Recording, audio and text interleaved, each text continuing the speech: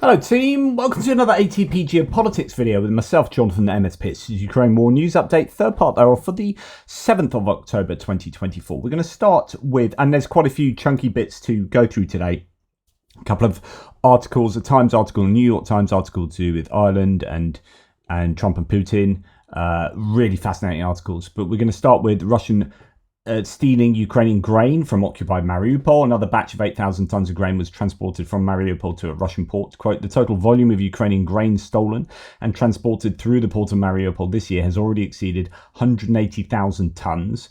So they are profiting off their loot from Ukraine, the Russians, and using that to sustain the war, no doubt. Russian Wagner Group talking about profiting from nefarious activities. Russian Wagner Group mercenaries have killed scores of Sudanese miners working in artisanal gold mines along the border between Sudan and the Central African Republic, CAR, according to survivors of these attacks. They were looted while they looted Sudan's rich gold mines. So Wagner helping Russia to loot not only. We've seen that happen in Ukraine, but we are seeing it happen in Africa, where they are using their spoils of security agreements and the spoils of chaos that is taking place in places like Sudan, racked by chaos at the moment, that country, and Russia are profiting by seemingly killing Sudanese miners and taking gold. Right, despite sanctions, Russia continues to receive Western high-tech components for electronic warfare systems. In 2023, through Chinese intermediaries, Russia has purchased $38 million worth of equipment from American, German and Swiss companies, with $12 million more in 2024. Head of the presidential office, Andriy Yermak, has said on Telegram. Russia's still able to import incredibly significant amounts of incredibly significant components. Now, next week, Zelensky will reportedly visit the UK and Ireland as part of the, as reported by The Guardian. He's set to address European leaders at Blenheim Palace, where discussions will focus on Ukraine, European security and democracy. So good news there. And in fact, we're going to go to Ireland next, because fascinating story has been sort of rocking the Irish information spaces. As Jay and Kiev says, understand how important pushing Brexit was for Russia, a truly massive operation. So Bill Browder says, honey-trapped Irish politician spied for Russia during Brexit negotiations to try to upset the discussions between Ireland, the UK and EU. He continues to work in Parliament and for legal reasons cannot be named. What a shit show, he says. Now, I don't want to go down the whole Brexit thing other than to say Russia definitely wanted the UK out of the EU because it weakens the EU, weakens unity, and that is the EU is Russia's, I would say, biggest threat. It's not the US, it's the next door neighbours and their position as an entity that is holding Russia to account. Now, the US has traditionally been enemy number one, but actually, I would argue the EU has taken on that role over time, especially as they've been fairly united in standing against Russia in a way, actually, that you've not seen in the US. There were 7 months of impasse while Congress was trying to sort its stuff out. At the same time, the EU is trying to step up more and more to pick up the slack there. So, that is interesting that we are seeing here the claim. We'll go through the article in a second. The claim is that there is an Irish politician who has become a useful idiot, or basically a spy for Russia, and that may have played a part in Brexit negotiations, as it took place at the same sort of time. Anyway, reports reveal that the Russian intelligence has recruited an Irish lawmaker as a propaganda mole, confirmed by Prime Minister Harris, who expressed no surprise. The lawmaker hasn't been arrested, as building relations with Kremlin agents isn't a crime under Irish law. My goodness, so, can't even arrest them. But anyway, in today's Sunday Times, John Mooney reveals that an Irish politician has been compromised by Russian intelligence. No surprise there, says John O'Brennan. I imagine there are scores of serving politicians around Europe who have been compromised and work and out to work for Moscow. And we've seen that with regard to, two Irish MEPs, I think were at least useful idiots for Russia.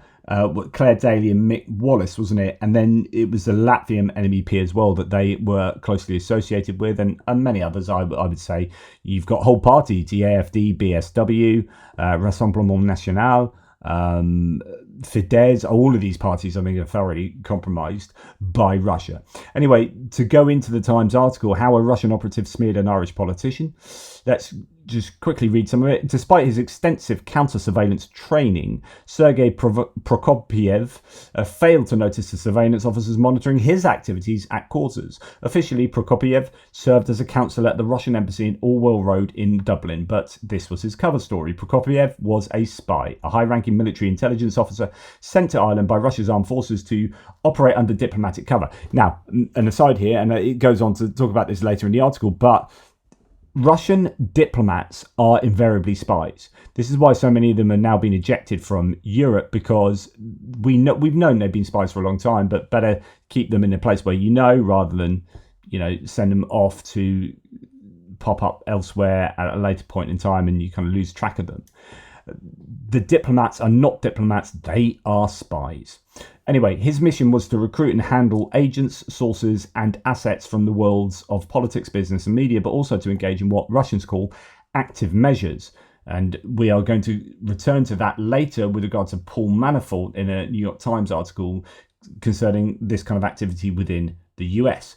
The modern iteration of the political warfare tactics employed by the KGB during the Cold War. At the time of his arrival in Ireland in March 2019, Prokopiev was focused on rebuilding Russia's intelligence network on both sides of the border. He was particularly interested in establishing contracts with loyalist and Republican paramilitary groups in Northern Ireland, which had sprung to life during the Brexit negotiations between the European Union and Britain. So just to remind people, loyalist paramilitaries are people like the Ulster Unionists, fighters and whatnot. So they are pro-Britain being in having control of Northern Ireland, and then you get Republican paramilitary groups like the IRA who are for Irish independence, and that being Northern Irish independence from UK and joining up with Ireland itself. Okay, loyalists were threatening violence over the negotiations, which proposed creating an invisible border in the Irish Sea to prevent return to a land border. The Kremlin was interested in exploiting these tensions as part of its covert efforts to destabilise relations between Ireland and Britain and the West. So where I've talked previously about Russia getting involved in Brexit, I've always thought about that in terms of what's happened inside Britain and the information operations to destabilise the UK through amplifying rhetoric that was in support of Brexit and leaving the EU. But actually, this was also happening from the other side through Ireland, arguably. Now, Russian intelligence officers and Northern Ireland. Russian intelligence officers are experts at recruiting what they call useful idiots, people who act in their interests and can be easily exploited to make the right introductions or provide information. At the time, Ireland's intelligence services and the military knew Prokopiev was holding meetings with lots of people. Among them was a member of the, and I'm probably butchering this, Oireachtas, whom we shall call Cobalt. So the Oireachtas, or however you pronounce that, Oireachtas, is the Irish Parliament. Okay, so here we have a parliamentarian, a member of Parliament, whom we shall call Cobalt. So Cobalt is the name given by John Mooney in this. But we don't know the name. He obviously does know who it is, but this person has not been publicly outed. When a meeting held outside Dublin was monitored, their suspicions were confirmed. Cobalt offered to do whatever he could to assist the spy, despite never having engaged with paramilitaries in his career. This revelation triggered a top-secret investigation uncovering one of the most significant national security issues in recent history. Now, for the first time, following years of investigations by the Sunday Times, the story of how Russia cultivated an agent of influence inside the Irish political establishment is being told. So it goes through the whole process of nurturing this person and etc., etc. I'm not going to go through that. Just taking out a few parts of the article. This one I referred to earlier. Prokopiev was expelled in March 2022 after Russian tanks started rolling towards Kyiv. Ireland was among the European countries that collectively expelled 600 diplomats, 400 of them spies. So 2/3 of the so-called diplomats were spies, along with several Russian illegals, agents operating without diplomatic cover. At the time, Ireland expelled 4 diplomats through those 6 people left, identified as Colonel Igor Molyanov and his wife, Elita Prokopiev and his wife, Elena, and Vladimir Vasilchik and his partner, Elena Moraveva. In other words, the person who recruited this Irish politician was himself expelled. And it goes on to say later, the Kremlin's infiltration into the core of Irish politics has been uncovered for the first time, prompting concern among senior officials in the intelligence and defence services. Many now contend that the government must urgently implement new espionage legislation and other proactive measures to safeguard Ireland's national security. For the time being, however, Cobalt remains in place.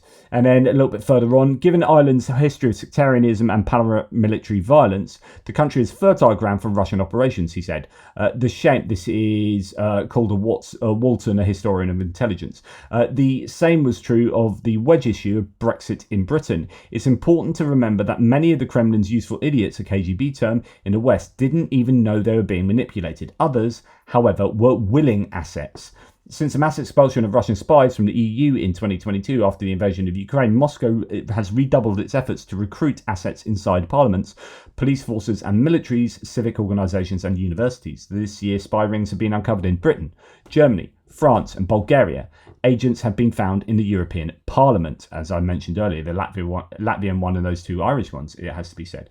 I think they were useful idiots that kind of aligned their thinking. But anyway, that is fascinating. And we are at a time, I think, where we had thought, well, the Cold War's over and Russian getting so overtly involved in espionage machinations is something of Tinker Tailor Soldier Spy. John le Carré's passing has meant that, that era is now gone. Well, actually, no. This is very much a time of active measures and infiltration into political parties and political processes throughout the world. By Russia. Russia are just exceptionally good at it. Right, talking about sphere of influences, Slovakia, Robert Fico, he's the PM in charge of a coalition that is very pro-Russian. So Robert Fico is to convince Ukraine to keep its gas transit after 2024. In other words, so what we are seeing is that Ukraine have said that they are not going to renew the contract to transit gas through Ukraine and down into Slovakia and Hungary. And Robert Fico, meeting today with Denis Shmyhal, the Prime Minister of Ukraine, has said we're going to get that sorted out. Ukraine has categorically, though, rejected extending the contract with Gazprom for transit through its gas transportation system, which expires at the end of 2024. So Slovak pro-Russian Prime Minister Fico vows to block Ukraine's NATO membership, which is fascinating. He pledges to block Ukraine's NATO accession for as long as he is in office, which is until at least 2027. So Robert Fico very clear on his position. I want gas and you ain't going to get into NATO. So then today this was taking place. Ukraine and Slovakia prime ministers meet in Uzhhorod to discuss Zelensky's peace plan and energy security. Meeting follows Fico's recent statements opposing Ukraine's NATO membership and calling to continue the gas transit. Okay, then Slovakia is ready to help Ukraine on its path to the EU, says Prime Minister Shmyhal.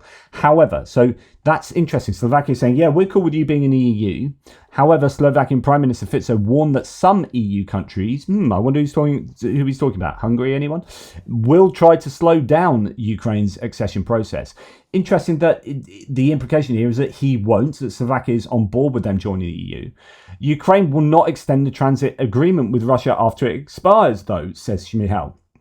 So even that, even given what we just heard from Fico, we urge all of Europe to fully abandon Russian oil and gas, the Ukrainian Prime Minister added.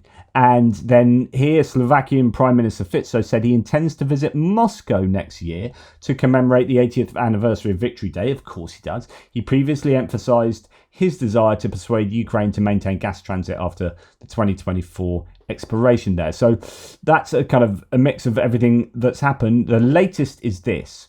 So this is Noel Reports reporting on the meeting at just an hour and a half ago. Slovakia is ready to provide Ukraine with electricity.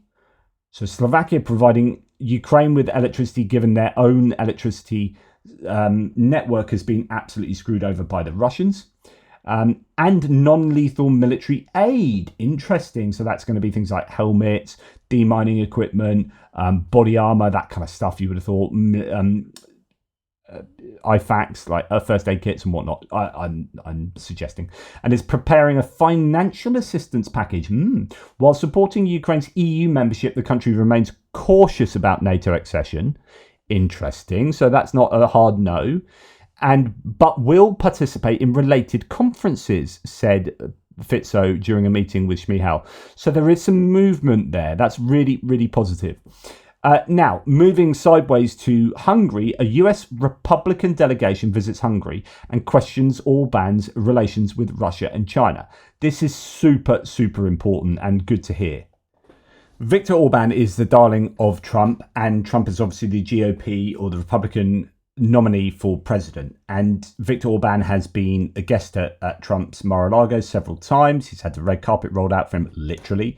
And he has been a guest at the CPAC Conservative Conference. He's a darling of the Heritage Foundation. They wrote Project 2025, which is the blueprint for the Trump presidency, etc., etc. So you get the idea that at least MAGA republicanism is in bed with Orban, and they exist in the same kind of circles. Right. So when you have Republican lawmakers visiting Orban, visiting Hungary and questioning Orban's relationships with Russia and China, this is good. This is really, really important. So 5 US Republican senators visiting over October the 3rd to 5th voiced concerns about Hungary's growing ties with Russia and increasing cooperation with China. The statement issued by US Ambassador to Hungary, David Pressman, who's really good and holds Hungary to account. He puts a lot of pressure, Pressman, on Hungary. Also noted the delegation's worries about the erosion of Hungary's democratic institutions. So this is the democratic backsliding that's taking place, which is what you would expect if you have a leader who is an autocrat and is a dictator wannabe. Really, really good to hear that has taken place. Just to let you know, the delegation is was made up of Jerry Moran, John Boozman, Susan Collins, John Cornyn, and John Govan. I only know 2 of those 5. Sorry about that. Susan Collins is the main senator who is a Republican in that Maine. Maine's a bit of a funny one. Anyway, John Cornyn's interesting. I think John Cornyn is Texas, but he's actually strong on defense and is kind of, I think, a good person with regard to Ukraine and useful in that neck of the woods as well. So anyway, really good news that the pressure is being put on by Republicans. It's really important it comes from Republicans there. Now, we get onto this other big article here, and this is the New York Times. It's actually a really good article. In fact, someone here says, great article, wonderful review of what happened. I think it is. It's a really good article. So Michael Weiss says, Trump asked Putin's advice on whether the US should arm Ukraine. Yes, you heard that. Okay, so behind Trump's views on Ukraine, Putin's gambit and a political grudge. Now, I suggest you go and watch my video on Trump and 2 videos. One, Trump and the javelin question about whether, it was Trump that was behind giving javelins to US or whether Senator McCain and Congress. So that's one, but also a previous one on just Trump and Ukraine. I will find them for you. So if you go to my channel, go to the search icon on the channel front page and put in Trump Ukraine. You go down here, we eventually get to, there's quite a few to look at, an absolute bucket load of videos that I've done, of course. But the one is just called Trump and Ukraine, and on the front it says he ain't no fan. So here it is, just down. Where are you?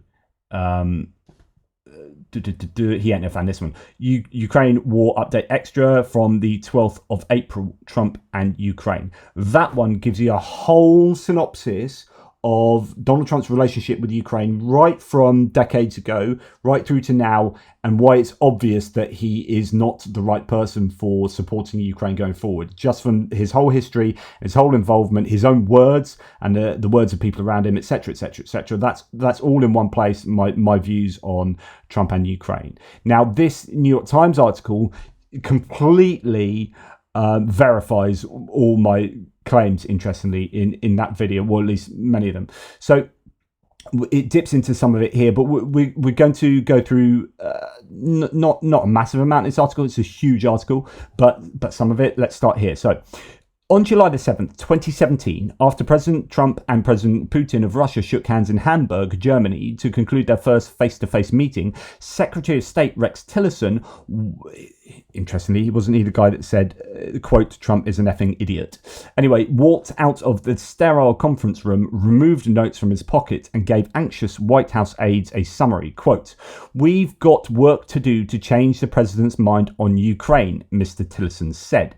The Secretary of State had just watched Mr. Putin, the former KGB spy master, put on a masterclass in seeking to shape the thinking of the new American president. The Russian leader disparaged Ukraine, a former Soviet republic with aspirations of joining the European Union and NATO. Ukraine, he told Mr. Trump, was a corrupt, fabricated country. Russia, which had seized the Crimean Peninsula from Ukraine 3 years earlier and backed pro-Russian separatists in the border region, had every right to exert its influence over the country, he insisted. Mr. Trump told Mr. Putin that his administration was considering giving weapons to Ukraine. "What do you think?" Mr. Trump asked, to which Mr. Putin said it would be, quote, "a mistake.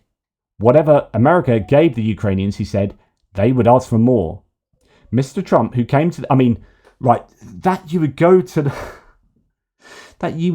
Putin and say, "Oh, we're thinking about arming Ukraine. What do you think? I'm really interested in your ideas of this." I mean, yeah, you could imagine that it'd be interesting to get the opposing person's view on this, but it's almost like he's seeking advice. And when you understand that in the context of how he approached Putin a year later, I think it was in Helsinki, at that famous Helsinki press conference, where he came out and put his own, he put Putin's word above his own intelligence agencies, then you understand that actually he is kind of besotted with this strongman Putin, and he is like seeking to get his advice on what the US should do. Like, yeah, tell us what, like literally he came to the Helsinki press conference and said, "Oh, Trump thinks that he should have his investigators come to the US and look at our like documentation. I think that's a great idea." It's like, you seriously think that's a good, anyway, I digress. Mr. Trump, who came to the meeting armed with hawkish talking points drawn up by his advisors, never pushed back, according to 3 American officials who were in Hamburg for the summit. The meeting is something of a historical footnote to the Trump presidency. It has long been overshadowed by the summit with Mr. Putin the next year in Helsinki. So this is exactly my point. When Mr. Trump famously said he took the word of Mr. Putin over his own intelligence agencies on the question of whether Russia had interfered with the 2016 presidential election. I think his famous words is, I can't see any reason not to believe him. You know, like why would Putin have been interested in that election? Yet a close examination of the Hamburg summit and the months that led up to it help explain the roots of Mr. Trump's often disdainful attitude toward Ukraine. The meeting in Hamburg fit into a year-long pattern in which an escalating political grudge against Ukraine on Mr. Trump's part became an opening for Mr. Putin to pursue his own aim of tempering American support for Kiev, according to interviews with American and European officials and allies of Mr. Trump, as well as accounts in memoirs. That animus towards Ukraine remains front and centre in the final weeks of the 2024 campaign. Mr. Trump has left unclear whether, if elected, he would cut off or reduce American military and diplomatic support for Ukraine as it battles the Russian invasion, at a time when he pushed the Republican Party towards his vision of a less interventionist foreign policy open to dealing with authoritarian leaders like Mr. Putin. Okay, so on and so forth. Lots of talk there, going and looking at history between Trump and Zelensky visiting recently, etc., etc. Joining it later to say, in August 2016, less than 3 months before Mr. Trump's stunning election win, his campaign took a body blow. Paul J. Manafort, and I think I featured a lot of Manafort in this Trump video that I've got there, and have done on a number of different videos as well. Paul J. Manafort, the main subject of the amazing Amazon documentary Active Measures, which you should go and watch. It is that good. The campaign chairman, Manafort, resigned days after news broke about an investigation by a Ukrainian government agency into handwritten ledgers purporting to show millions in undisclosed cash payments to Mr. Manafort. So the campaign chairman for Trump, Mr. Manafort, was being paid millions from a pro-Russian political party in Ukraine, where he had worked as a consultant. So he was working, Paul Manafort had previously worked in Ukraine for the pro-Russian, so effectively for Russia. He had worked for Russia in Ukraine. Weeks earlier, Mr. Trump had publicly appealed to Moscow for help in his campaign against Mrs. Clinton, encouraging Russia to seek damaging emails about his opponent that Russian government hackers had stolen from the DNC, Democratic National Committee. So remember, he called in public for those emails from the Russians. But the disclosure of the investigation into the ledgers was seen among Trump allies as evidence that the Ukrainian officials were in cahoots with the Democrats to sully Trump's campaign's reputation. Mr. Manafort, according to Mr. Manafort, later denied it, of course. According to 2019 investigation by the Republican Majority Senate Intelligence Committee, Mr. Manafort and other Trump campaign officials began to advance the theory that it was Ukraine and not Russia that had carried out the hack. So I don't know if you remember, but there was this kind of switcheroo that took place that was completely unevidenced, where the Republicans have said, oh, we're in a bit of trouble here with our connections to Russia, and the hacking of the DNC and undermining the Clinton campaign is looking like it's coming from Russia and they're helping us out. So let's just say it was Ukraine what did it. And that's exactly what they did. And so they put out this theory that it was Ukraine that was undermining the US election. And it wasn't. Ukraine had nothing to do with it. It was the Russians. So the report said that Mr. Manafort, quote, parroted a narrative expressed by Konstantin Kilimnik, a Russian national who worked for Mr. Manafort in Ukraine and whom the report called, quote, a Russian intelligence officer. Again, go and watch Active Measures, go and see my other video. Mr. Kilimnik has denied working for Russian spy services. By that point of the campaign, Mr. Trump had spoken in public on occasion about Ukraine's simmering conflict with Russia. Usually it was to question the wisdom of sending money and arms to a country that he saw as being of little strategic importance to the United States, which is exactly what we hear from J.D. Vance, from all these people like Donald Trump Jr. and et cetera, all saying, Vivek Ramaswamy, what's the point? Why is it in our interest? I have these arguments on Twitter all the time. Why is it in our interest to support Ukraine? It's massively in the American international geopolitical interest to support Ukraine. I can't think of anything more obvious, but the idea is, it's not in our interest. We shouldn't be sending money abroad, et cetera. So, yeah, it's of little strategic importance to the United States when powerful European countries like Germany refused or were reluctant to do so for fear of antagonizing Moscow. Now, there's an element of that, certainly from the time of Merkel leading Russia, trying to get Russia on board by almost osmosis, bring them into the fold and trying to change them from within. That utterly failed, but I don't actually hold it too much against the Europeans for trying to do that, but it was a complete misjudgment of who Putin was and is. And now Europe have kind of come to that realization, have got over that, and are now in the main, other than some of these parties around Europe, like the AfD, like BSW, like Rassemblement National, etc., mainly Europe is dead against Russia in a way that the MAGA republicanism still isn't. Like, they haven't had this moment of reckoning. So, but within Trump's circle, a darker portrait of Ukraine began to emerge, one of a country filled with Mr. Trump's political enemies. So you started getting this conspiratorial thinking that it's Ukraine that's behind everything, and believing their own lies essentially, and saying it's just a corrupt country, and just basically taking on the Russian narrative, which was then being supported by Lev Parnas. Now, Lev Parnas is a Ukrainian who was, if you listen to From Russia, if you watch From Russia with Lev, which is the Rachel Maddow sort of documentary on Lev Parnas, it's absolutely fascinating. I haven't finished it because unfortunately it got taken down and I can't find it. I'll have to get a VPN to go and watch that. Because MSNBC won't allow me to watch it. But anyway, Lev Parnas is a fascinating person to understand. And he was the one who was working for the Trump campaign at the time and was kind of sorting all of these dodgy things out. And Lev Parnas himself says, absolutely, I spoke to him about that. So in that conversation and others that followed, Mr. Parnas said he described Ukraine as a place where corruption was a way of life and where the financier George Soros, the liberal billionaire who is seen as a boogeyman in Republican circles, spread money to bolster the Democratic Party's influence. Absolutely, I spoke to him about that and about the way that the Democrats were the corrupt ones, Mr. Parnas said in an interview. He acknowledged that he was telling Mr. Trump what he thought, quote, he wanted to hear. So it's not that that's true, but it's that this was exactly what the Republicans or Trump and his team wanted to hear. It's like George Soros is a big man. He always has been.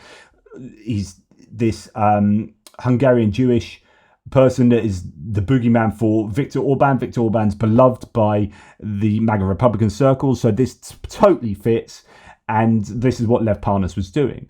H.R. McMaster, the former White House National Security Advisor, wrote in his recent memoir that during the president's June 2017 meeting with Petro Poroshenko, Ukraine's president at the time, Mr. Trump had said bluntly he had heard from, quote, a Ukrainian friend that Ukraine was a corrupt country and that the Crimean Peninsula, which Russia ceded from Ukraine in 2014, was actually part of Russia.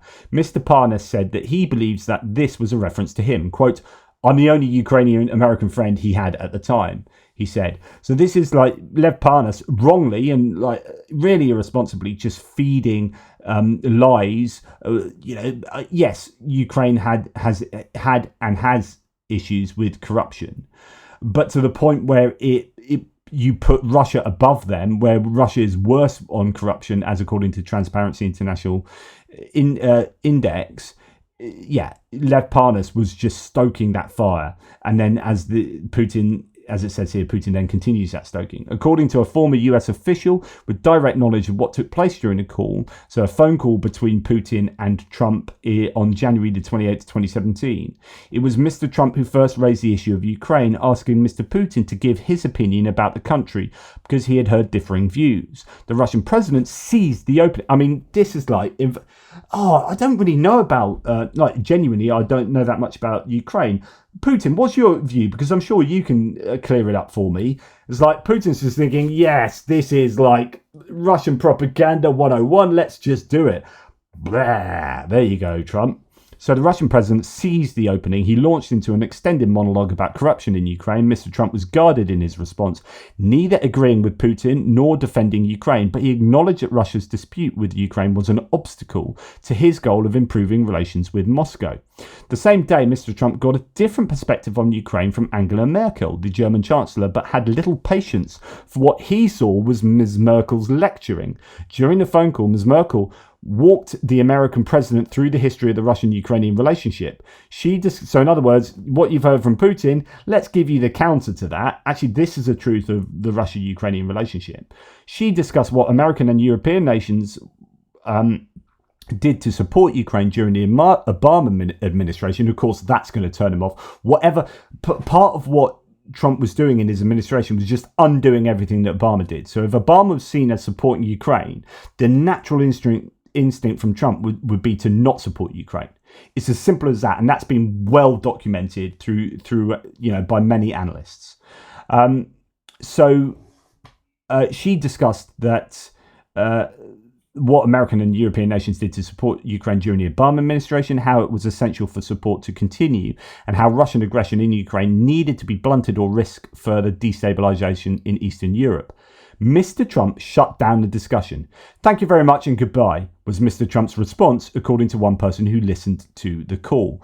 So he's not interested in getting the other side of the coin with regard to Ukraine. He's just interested in listening to what Putin has to say.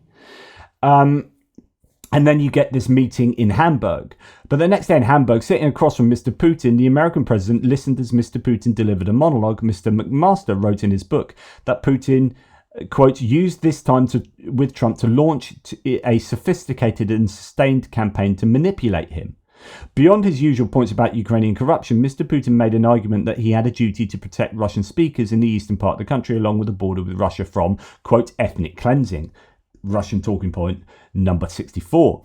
Mr. Putin even brought up an episode from American history to defend Russian military operations, just as a Roosevelt corollary in the Monroe Doctrine, advanced by President Theodore Roosevelt in 1904, justified American intervention in the internal affairs of Latin American countries.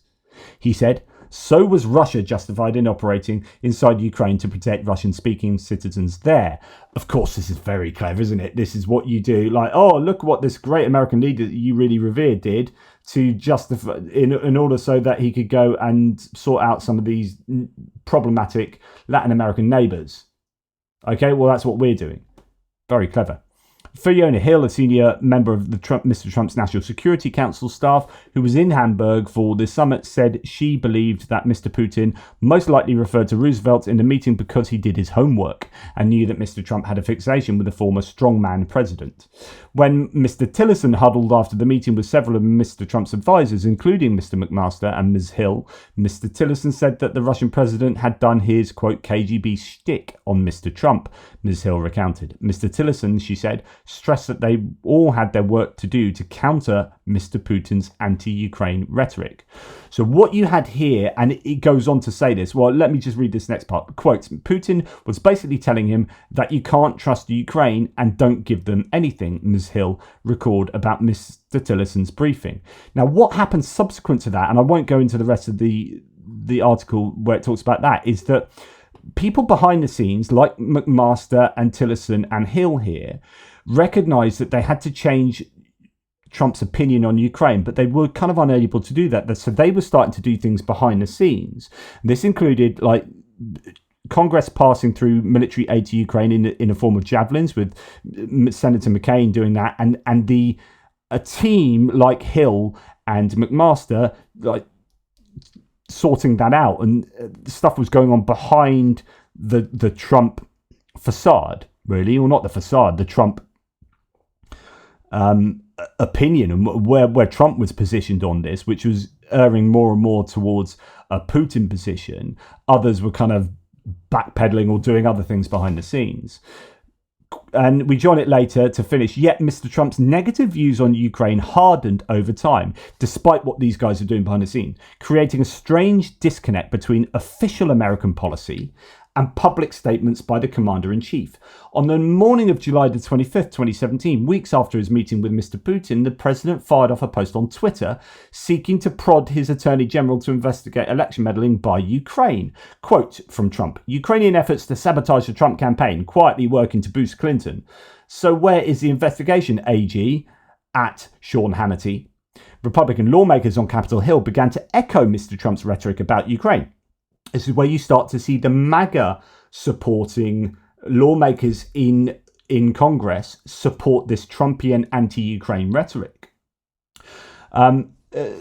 Most of them rallied to his defense during his first impeachment after the 2019 phone call with Mr. Zelensky. So the idea that he stopped the javelins going to Ukraine because he wanted dirt on Biden from Zelensky, and Zelensky refused, then became this grudge moment where Trump begrudged Zelensky not doing what he wanted.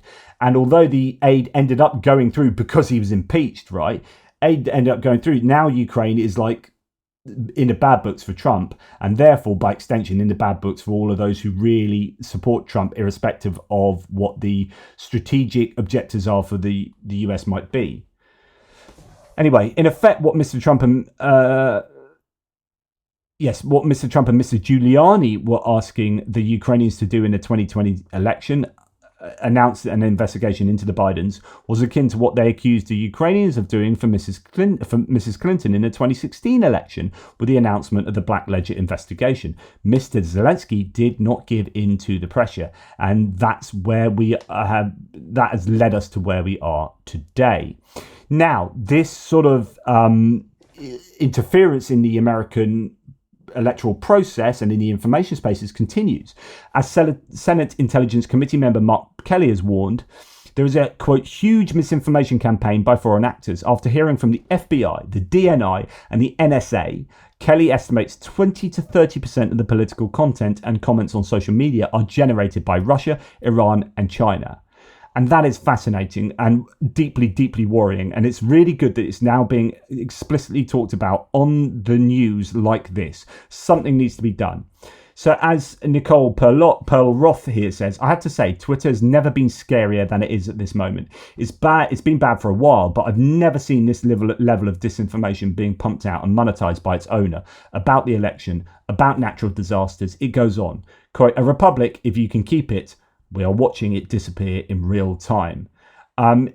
Just what Muskie and Twitter as one example, and there are others, Facebook and TikTok. But the thing is that Facebook and TikTok are fulfilling sanction requirements at the moment on shutting down disinformation. Twitter is not, and Twitter is become this rallying marketplace for the Republican campaign, and that is being bolstered by Russian disinformation by the bucket load. This meme says it all. The easiest territory Russia has ever conquered. It's so on point. The easiest territory Russia has ever conquered is Elon Musk's head. Putin lost territory lately, but has taken over some strategic communications outposts. And you got Putin, a tiny Putin, putting a Russian flag on Musk's head. That is so on point, in my opinion. And I know I use Twitter, and I swear by it because I have to. There is no other aggregator of information that I need, and the OSINT community sits here. But I have to wade through entire quagmires of Russian disinformation to do so. Brett Mycelis from the Midas Touch Network says, this is basically how every post goes on here. Blue check account, this is not fake, this is 100% real. Elon Musk says, concerning, ! And then post gets millions of views, and then a community note goes up, this is actually 100% false. And here's an example, and this happens, and actually Elon Musk has started jacking off on Twitter, and by that I mean JAQ, just asking questions, where he says, he puts something up that he knows is dodgy and says, community notes, is this right? But by which time 190 million followers have seen, and it's amplified to not his followers because it's on my feed and everyone else's feed because he amplifies his own posts. And he says, oh, this might be dodgy, but I'm going to place it here anyway. And it's some absolute Russian disinformation or pro-Trump disinformation or whatever. So Elon Musk here says, racism in any form is abhorrent and those who push it should be shunned, he says, sharing this Alex person. So a blue tick account getting shared by Elon Musk to 190 million followers and all other Twitter users. And the original message or the original tweet is, to all those who say this article is fake, it's not. It's very real. It's very disturbing. And it says out loud that woke policies are secretly about. Yes, diversity is about getting rid of white people, and that's a good thing. And this article. And then a community note below. So it's saying, this is a terrible thing. So it falls into this complete process of a blue check account saying this is not fake, it's 100% real. Elon Musk says, I'm really concerned about this. And then Community Notes comes along and says, this is a troll article. The claimed author, Emily Goldstein, did not write it. Online troll Joshua Goldberg, who operated many accounts with false identities across the internet, is the one who wrote it, so on and so forth. It is a fake article. So this is utter, made up disinformation spread online by blue tick accounts who already get further amplification by being a blue tick, and then Elon Musk takes that on and shoves it out to literally everyone else. And this is how disinformation is spread.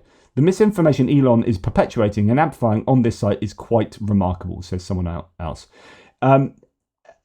This is a real problem, and it goes back to it being not just a problem of me, some lefty liberal, whinging because it advantages the Republicans, although that is a problem because he said at the beginning of taking over Twitter, this is a politically neutral site, and we will be criticising the right as much as we do the left, and then proceeds to go completely against that. There was a really interesting news segment on this last night on Elon Musk's hypocrisy there, and how it has just become an amplification for Republican narratives or right-wing narratives. I go beyond that and say far-right narratives and Russian narratives. But this is more than that. It's more than just me having a grievance against it benefiting the Republicans. This is a national security issue. And I've been saying this for months, and you've got bored of me saying this, no doubt. But I had to keep beating this drum because it is allowing Russian narratives to find purchase among, for example, the American population and British and European, etc., etc. But we're talking about the American population so that they can be manipulated to act in accordance with the Kremlin desires, to vote in accordance with the Kremlin desires, more so than had Russia not got involved. If 20 to 30% of the content on here is coming from China, Iran, and Russia, we've got a problem. And you either sit back and go, well, oh well, freedom of speech, or you frickin' do something about it. This is an attack. This is an informational attack on the US free and fair elections, on US information spaces, on the US and Europe and the UK. Europe is actually doing something about this. Europe is in a battle with Twitter about this, right? Will the US do anything about it? I don't know, because the old free speech debate rages on, doesn't it? Anyway, thanks for watching. Take care. Speak soon. Toodle pips.